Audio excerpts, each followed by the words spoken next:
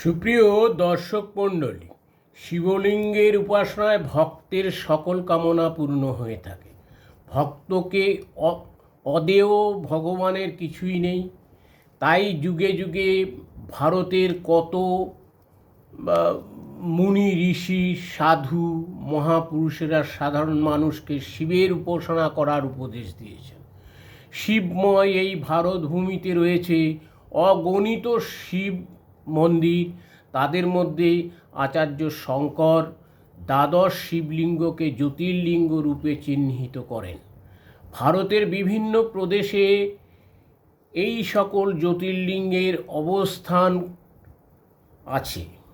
একে একে জ্যোতির্লিঙ্গগুলির নাম উল্লেখ করা হলো, যেমন বিশ্বনাথ, সোমনাথ, কেদারনাথ, নাগেশ্বর, ভীমাশঙ্কর, ত্রম্বকেশ্বর, মল্লিকার্জুন এবং রামেশ্বর। উল্লেখ্য যে স্বয়ং ভগবান শ্রীরামচন্দ্র রাবণ বধের পর ব্রহ্মহত্যা পাপ থেকে মুক্তির জন্য সেতুবন্ধ রামেশ্বরমে শিবের আরাধনা করেছিলেন।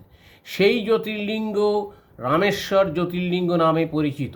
এছাড়াও ভারতে রয়েছে স্থাপিত শিবলিঙ্গ, বাণলিঙ্গ ইত্যাদি। সুপ্রিয় দর্শক মণ্ডলী, ভগবান শিবের প্রতি আরও ভক্তিপরায়ণ হয়ে উঠবেন এবং শিবজির অধিমাত্রায় কৃপা লাভ করবেন এই মন্ত্র উচ্চারণে। তবং তত্ত্বং ন জানামি কীদৃশোহসি মহেশ্বর, যাদৃশোহসি মহাদেব তাদৃশায় নমো নমঃ।